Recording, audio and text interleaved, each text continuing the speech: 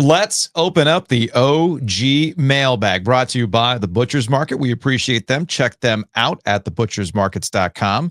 Look, head over there right before all the snow hits so that you're loaded up on ham biscuits. You got hot dogs to get you through the weekend. All those good things. They got great chips, by the way. Great tortilla chips with the salsa. You might just, keep yourself warm with some of that hot salsa. That's how you go about it. I'll be honest with you. If there's a power situation, those hot dogs are going to come in handy. You're right. I got the grill and make that thing work. Who's got the last laugh? Joe Giglio and all his hot dogs. That's right. 42 hot dogs left. Here we go. And of course, we thank our friends at Copiers Plus. Check them out online at copiers-plus.com. So are you, speaking of the snow, before we get into the mailbag, are you covering the game tonight? The Canes game? I am Associated Press tonight. Yeah. All right. I can handle this, right? I think, well, look, it's a classic North Carolina thing where we don't really know what's going to happen. Yeah. That's how it always works. Yeah. Although it did get me down a rabbit hole of the greatest triangle snow moments of the last 25 years. If you think about it. Yeah. Because every time we have some sort of snow event, we think about 2014 and the snowpocalypse, right? Right. So if you're watching on YouTube, I'll pull this up. I think most people know which image I'm talking about. It is a vantage shot from Glenwood Avenue looking up the hill towards the Angus barn. I think most people who've been around here for a long time know what I'm talking about. And it gave birth to the greatest Raleigh area meme of all time. You had a car that was stuck, and they did the mistake of trying to get out of the snow. They ran their tires enough that it actually caused a fire, and their car just burst into flames. And there's a woman on a cell phone, and it looks like she's Jack Bauer at the height of 24. Like, it's done. But then people started to Photoshop it. You see Godzilla. There's the Stay Puft Marshmallow Man. And, of course, my personal favorite, the AT-AT from Star Wars, Empire Strikes Back, just blowing up cars on the side of the road. But what's also notable about 2014 is that it also did give us the great, probably one of the greatest and dumbest weeks of sports talk radio history. Duke and North Carolina were supposed to play. Duke's bus could not make it to pick them up to take them 9 miles up the way to play in Chapel Hill. Reasonable minds would think what, Joe? And just, this is before the pandemic. This is before you would even consider covering something on TV. So, but you would probably just sit it out. I would think most people were like, yeah, you try driving super early, and then you would say to yourself, I don't mind getting stuck, right? Yeah. Like if you could plan something like that. But no, there's only one person who could have hatched the concept of what actually unfolded that night. What unfolded? Brett Strelo, at the time working for Fayetteville Observer. I can't pull up the story because it's locked behind the paywall, and I don't have a Fayetteville Observer subscription. He decided, you know what? Rod Baxley. Instead of trying to drive to the Smith Center and leave my car there, or potentially have something happen to my car and have it stranded, he walked 9 miles from where he was living to the Smith Center. Yeah. Or did he actually get there, or did he turn around? I think he got there. Okay. Although let's text him while we're recording this, and I'm sure he'll respond. But while he's doing that, and I remember I couldn't find the YouTube video, because what I think had happened was the game was canceled while he was walking. Yes, is what I'm getting at. So now I'm going to text him right now. Did you actually make it to the game? But the thing was, because I remember I got to the radio station at the time because I was thinking ahead, like, if the roads are going to be bad, let me just get there. Because, you work at a media outlet, they go into snow protocol, you give updates, all that kind of stuff. And I remember on the corner of Six Forks and Atlantic, cars were already spinning out with just a trace layer of snow in 2014. And then there was the monitoring of the situation with the Duke and the Carolina game. And again, reasonable mind would say, hey, man, postpone it. It ain't worth it. But, and we'll get to this in another great moment in Triangle Snow history, a lot of UNC fans remember what had happened in, I think, January of 2000 when we had the big 2-foot snowstorm, right? That's how the seating block ended up getting changed at the Smith Center. That was the one good thing of the entire Matt Doherty era, right? So they basically said free for all, first come, first serve. And students were like, hell freaking yes. They've been drinking on campus all day. They packed it out. Kelly was at that game. She has a vivid memory of it. So Carolina fans were thinking, you're too scared to play in front of this crowd, which is both an indictment of your usual home crowd, but also kind of a silly argument altogether. But the bus could not get there. Yeah, that was Guthridge was there. Yeah, Bill Guthridge was there. So the bus literally could not get there. So people freaked out. They rescheduled it, and the rest is history. So that's what I remember in 2014. But 10 years before that, I think we had the greatest moment in Triangle snow history. In 2004, there was another snowstorm, and this was when the NC State student message board, the old BrentRoad.com/the Wolf Web, figured out News 14's online closure announcement system. Do you remember this? I do.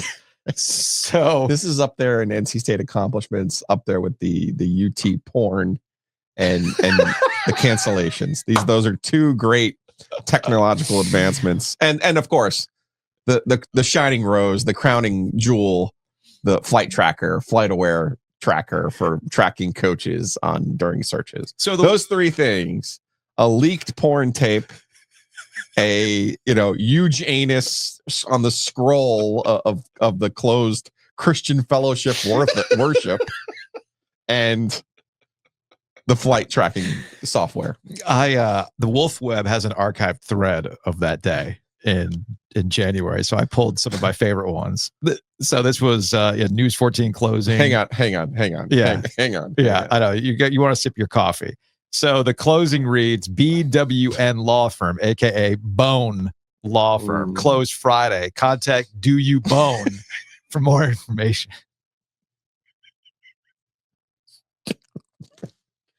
All right, what do we have next?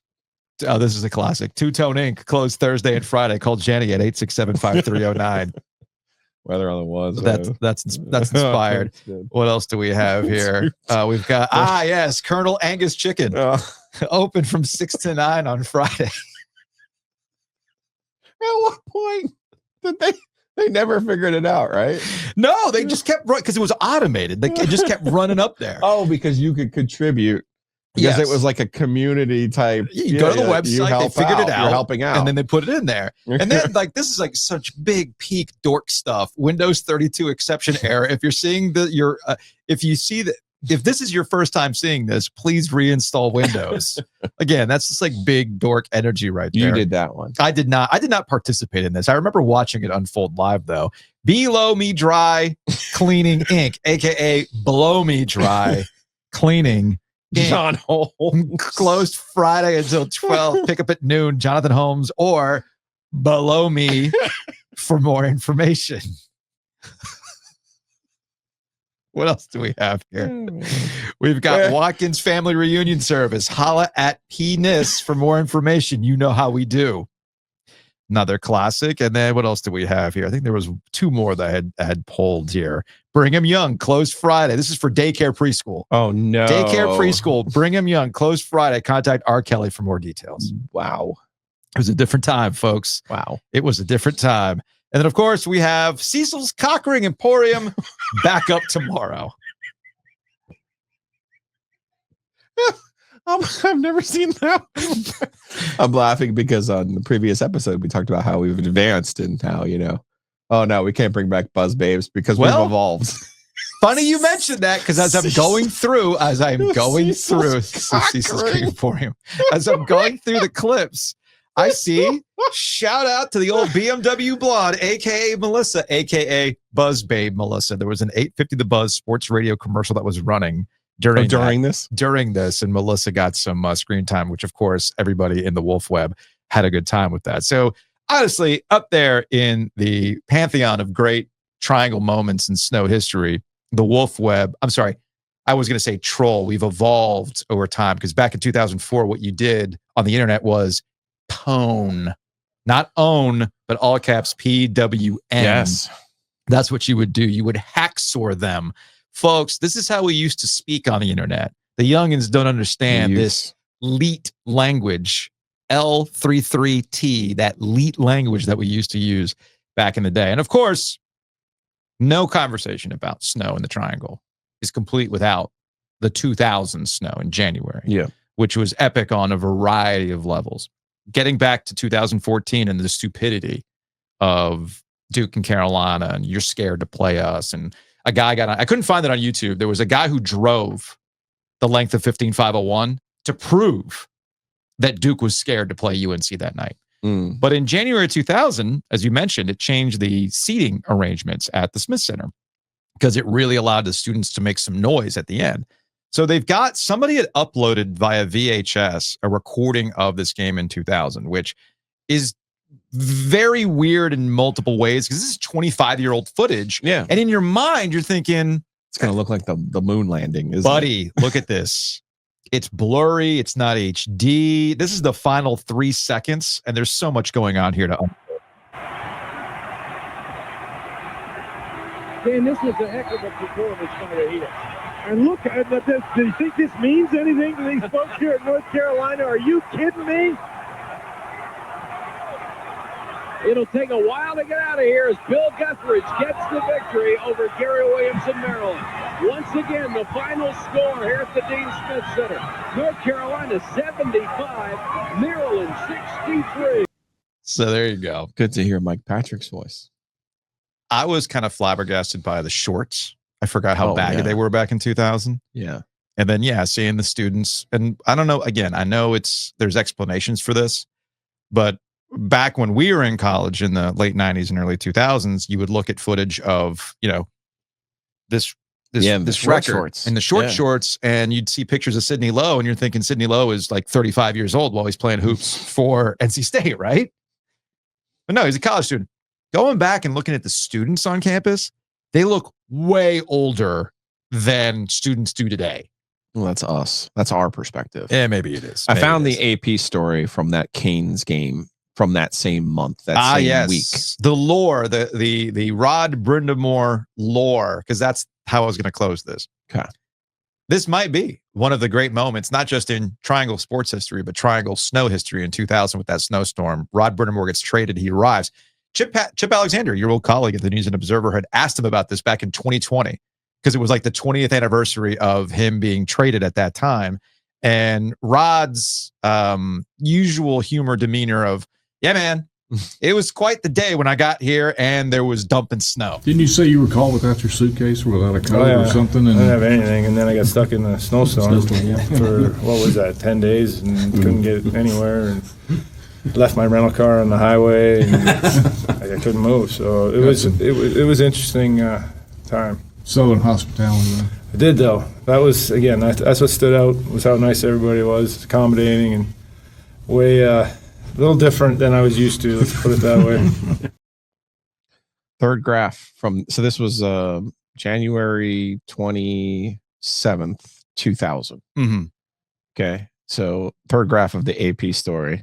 A 20-inch snowstorm paralyzed the area and forced the postponement of the game, originally scheduled for Tuesday night. The snow stranded the Coyotes in their hotel, only 3 miles from the arena, for more than 2 days. Quote, the hotel ran out of beer pretty early, so that was that, said Phoenix goaltender Sean Burke.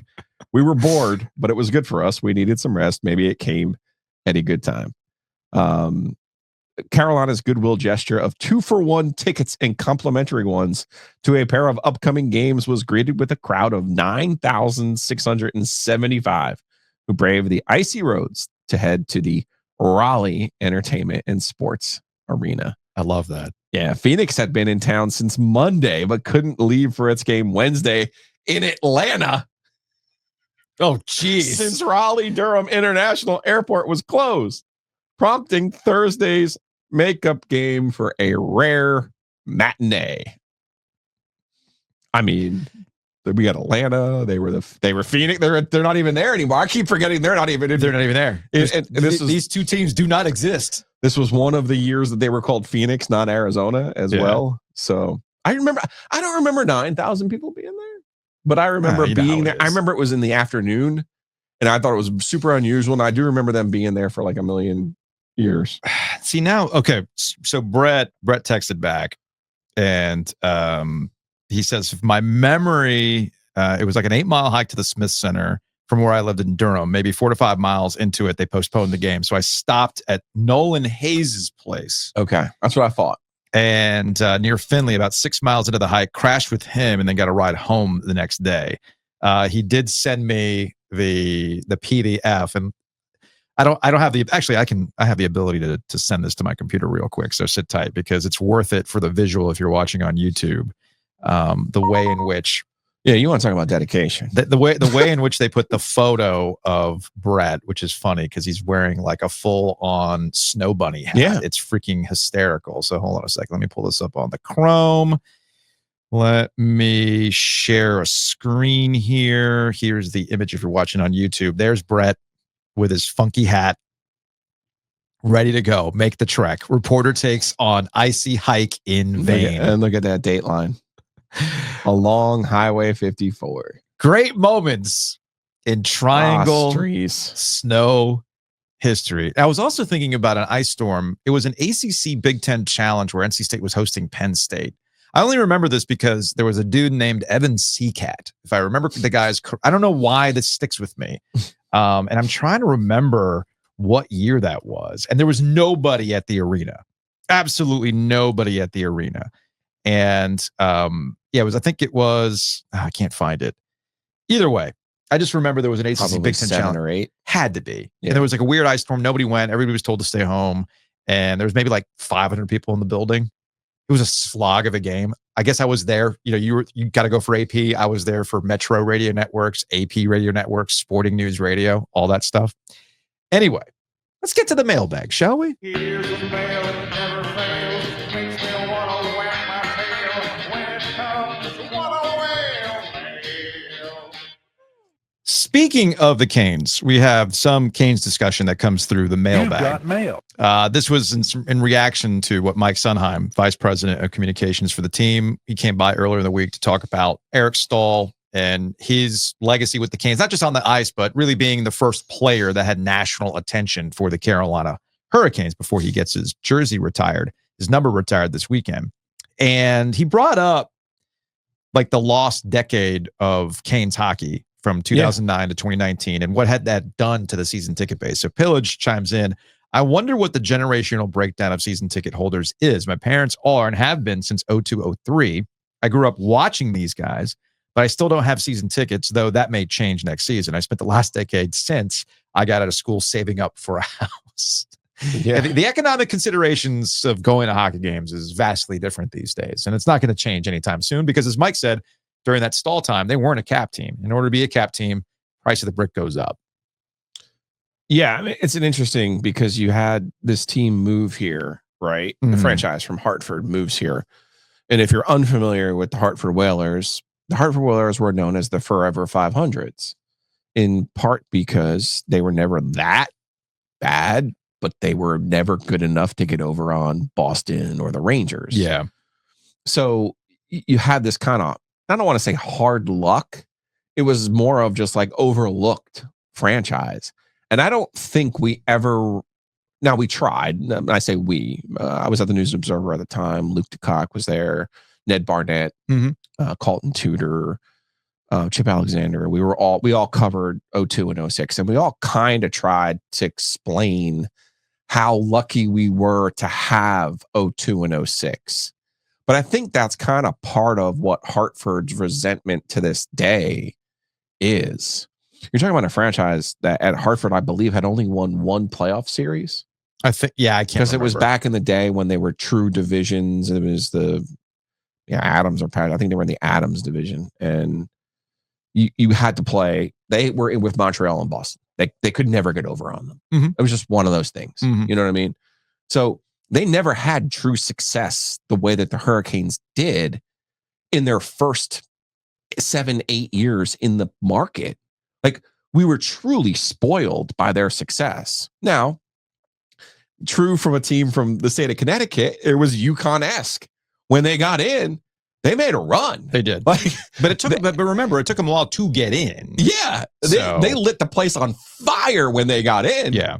So I don't know if we were ever truly appreciative of how lucky we were to get a team that had traditionally been mired to the point that they were called the Forever 500s to come here and have a run in 02 and then win the cup in 6. Like, I don't think we ever really appreciated that. And then let's throw 9 in there too. And then I was just about to say, you have the postscript of 9 now, which felt like a true coda, because by that point, Paul Maurice had come back.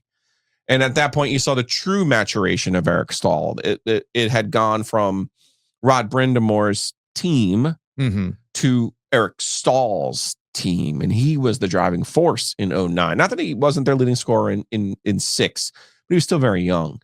So then you go from 10 up into 18, and you're sitting here going, man, they're back in that Forever 500s mode of they're not quite good enough, to make the playoffs. Yeah. But they're not bad enough to bottom out and get another pick like Eric Stahl. Yeah. One of those 1, 2, or 3 picks, top 3 picks, where you're like, okay, this is how you get a difference maker, So for me, I think that this fan base was young in 06, because remember, there were a lot of hard liners here, and you know this better than I used to call you when you would do radio, and I used to call you and be like, Joe, why are you talking about hockey? What are you doing? So we were at the arena earlier today for an event with NC State Ice Pack and Carolina hockey to rename the Governor's Cup the Roy Cooper Cup when they have their meetings. And they'll have those videos out and everything. It was a good way to catch up with a lot of people there with the Canes and whatnot. And I was following up with Sunheim.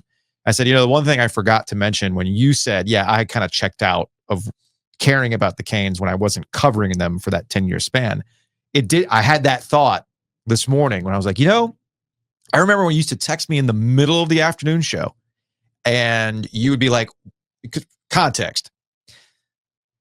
The radio station, official affiliate, the flagship of the Carolina Hurricanes. And part of that arrangement is you talk to their play-by-play guys. We talk to their analysts. So we would have John Forslund on after every game. Oh, who's amazing. John's great. Don't get me wrong. John's great. That wasn't it. So it happened to be that we would talk to John Forslund at 3:45 after every game. And that happened to coincide when you were in carpool. Yes. So you would text me and you'd be like, for the love of God, could you, I get why you have to talk to John, but you have to do it at 3:45 when I'm in the car because you're killing me. That's what you would text me. I know. Okay. I know. And to be honest with you, it would kill me too. Yeah. Because they were uninteresting. Because by 2016, when it really just it's no longer, it's apathy that sets in. Yeah. I mean, how many different ways can you talk to Forslund about this team in the middle of January doing nothing, right? So yeah, it obviously is going to burn a good chunk of the fan base, which gets us to question number 2 from Iron Caniac. I once again posit that there has to be a phrase akin to shook Sinatra's hand that encapsulates those who have been around the Canes ever since they got, ever since the very beginning or close to it. Perhaps something like drove to Greensboro. The Black Curtain. Yes, if you reference the Black Curtain, yes. And yeah, I guess Mike did really put it in a way that made me reconsider what I don't think I fully processed what those 10 years really did to the fan base and the Canes. And because what I remember in 2019 and what I remember after in the subsequent years, a little bit of friction between, bandwagon fans or new fans and how they would go about stuff versus how there was a lot of gatekeeping, tons of gatekeeping. Incredible. And it was a next evolution in gatekeeping because the Greensboro thing was evident in 02 and 06. So there was a new level of gatekeeping. Well, you weren't here for the gatekeeping became, you weren't here for the dark days. You weren't here for Yuri Tolsty being our best player. So this means something to me. I remember having a conversation with somebody about this, where it's like, this truly means something for me because I sat in that shit building for 10 years. Yeah, sure. But then there's these new people, they never suffered. That was a level of gatekeeping. But that's also kind of where I remember distinctly during that era, I was trying to tell people, you don't know how lucky that you've had it. Yeah. You could be a Blues fan. God forbid you could be a Leafs fan. Yeah. They're the Leafs are original 6 and they haven't won the thing since 67. I know. Every time in 02 and 06, there would be a series with Toronto. Their fans would come down here. They would take over the building. Oh, yeah. I remember that. They would tailgate. I remember that. They were nice. They weren't those other cities that would come and be jerks. Mm-hmm. They were always they'd look around at the weather. Obviously, if you've ever been to Toronto, it's kind of like Chicago, but just a little bit cleaner. And you're just kind of like, why are these people like so happy? And you're like, because they have a different perspective from what you have. So when you say that, the dark days, like, think about that. It's only 9 years. They missed the playoffs from 10 to 18. It's only 9 years. It's really not like, that's not even penance for winning it in 6 is what I'm getting at. You see what I mean? I know what you mean. Because we hear this all the time from the Red Sox, right? Yeah. Oh my God, if we just win once, I can die now. You did. And it's like, okay, well, you won. Now stop yammering. But there's a whole new generation, same with Yankee fans too, who are like, oh my God, the Yankees haven't won it since 09. Like, what are we supposed to be doing here? You sound a lot like a Carolina fan who hasn't won since 2017, Joe. No, I'm trying to tell those Carolina fans, like, hey, 17 ain't that long ago, man. But in their minds, it is. Hey, when you're a Carolina student, every 4 years you had something to celebrate, essentially. Well, guess what? Get a little spoiled. From Corey, can't believe the Canes and NC State are eliminating 3 sections of seats in the upper deck for a bar and looky-loo spots. No, these are things that you have to do. I mean, quite frankly, they should have. I would have been more aggressive in the lower bowl, completely adding more space. The seats in the lower bowl were never really constructed the right way. Yeah. But no, you look around the rest of the professional landscape. These lower levels in NFL, whether it's an outdoor NFL stadium, whether it's an indoor, hockey/NBA arena, those lower levels need those luxury lounge type areas, which are now really gambling spots. I mean, everything with your phone is a gambling spot. But, I quite frankly, the upper deck, it's used more for hockey than anything else. I mean, it's not even really used for basketball at this point. Not. So I don't mind tweaking. I saw this when I went to the new Shea Stadium this summer. Okay. They have different spots in the buildings now, baseball as well, obviously, where they're kind of like, hey, maybe you aren't affiliated with Lenovo or City or big corporation, but you want to have that type of experience at a game. Well, here's what we'll do. We'll create a space. We'll charge you a little bit more than we charge for a ticket, or maybe we do some sort of all-inclusive type thing. Yeah. And I'll sign up for that once a month or twice a year. Oh, in certain baseball stadiums, they were doing a thing where it was almost like a Netflix season pass. Yeah. Where you didn't get a seat. Right. But you just got, you were basically allowed to get into the building and hang out in those areas. And that's where I would add, everything in the building costs a lot of money. Yeah, man. So if you're going to prepackage something in those types of luxury areas, last night I went down, I saw Jared, 2 Roosters. I saw Keegan, who's been looking for his shout out, working in one of the stalls that they don't have they're not sponsors with us. I won't mention them, but came down and saw him. And there's a bar behind 109, 110. Yeah.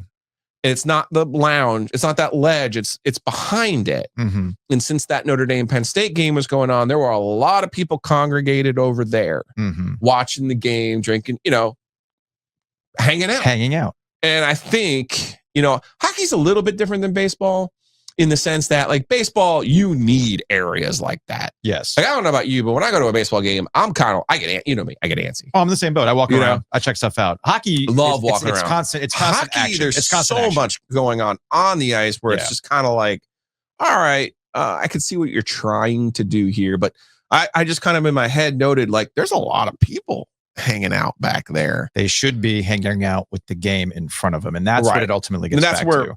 So yeah, I don't mind this whole idea of fewer seats, different areas for different experiences. Obviously, it's not going to be like a season ticket package, but I think more people would be inclined rather than me going and paying whatever the going rate is to sit in the lower bowl, which is pretty starchy. It's $150. It's pretty starchy. Yeah. And then that's not even the parking. That's not even the parking's $40 or anything else, right? I mean, you could prepay the park for 28, 25, 28, whatever it is. Yeah. So I'm just saying, to me, if you want to make something more of a special event, this is obviously where the NFL has their advantage. There's just one game per week, right? I would love to see NC State. People were bagging on Carolina football with their pop-up tents this year. Yes, You got to do stuff like this. That's the thing. There's this weird, and I'll close my thoughts on this by saying there's this weird, like, going back to, well, I went to Greensboro or I sat in this crap. Why? Like, what badge of honor do you get? So congratulations. Here's a cookie. Congratulations. You're sitting on crap benches at Carter Finley Stadium. You shouldn't have to in 2025. No. That's where things are headed. And I've brought this up before, but there's been 2 instances where I realized, man, this Lenovo Center needs a huge upgrade to catch up to modern times in order to get bigger events, in order to bring more concerts and stuff like that. And really just fan amenities for what you're paying. Right. Because if the price is going to go up, I better get a better experience. Yeah. So when I go to Little Caesars in Detroit back in 22 or 23, it was like watching sports in HD for the first time. I'm like, whoa, this is what a modern building looks like. When I watch Netflix Raw, they did it at Intuit Dome, which is where the Clippers play. On TV, I'm watching this. I'm going, oh, goodness, this is actually what a modern arena should be. It's an event space. When they say event, it is an event. It is a club. It is a bar. There's stuff going on, lights, all that stuff. You go to PNC, you go to Lenovo Center, it's almost quaint. It's a throwback.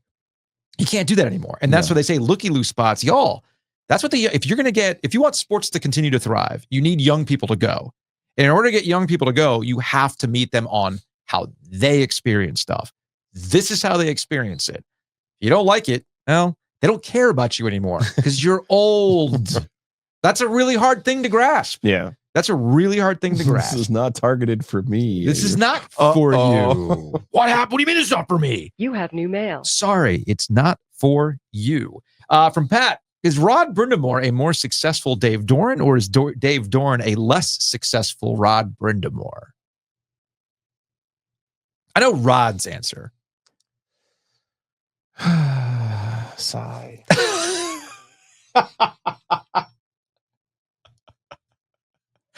Answer the question. There is no comparison to what they're doing. Rod Brind'Amour is our next Mike Krzyzewski. He's our next Roy Williams. He is our title. He is our current Dean Smith. But this is what they're getting at. He is the best coach in this state. Yeah. He is on his way to being a legend already as a player, but as a coach, he is on his way to being a legend. He has done something in all of his seasons that no one in this franchise has been able to do. Mm-hmm. No one like this side of Detroit in their Sun run of the Iserman years has been able to do. Fair. Okay. But what did they do? That's fine. You have to win you ultimately have to win the title. Yes. I understand that, but you're insulting Rod Brind'Amour here. And I'm not putting Dave Doeren down by saying that. I agree. I know what you're saying. What I'm trying to say to you is what Rod has been able to do with, like Dave, limited resources, fair enough. Mm-hmm. But to be able to bring a group together on a consistent basis in the way that he has, there's no comparison. That's going to wrap it up for the free portion of OG Triangle Media's OG Mailbag. If you want to get the rest, the Rod Brind'Amour, Dave Doeren was a bridge to the paid side of things, because y'all know State fans are still fired up about Dave Doeren.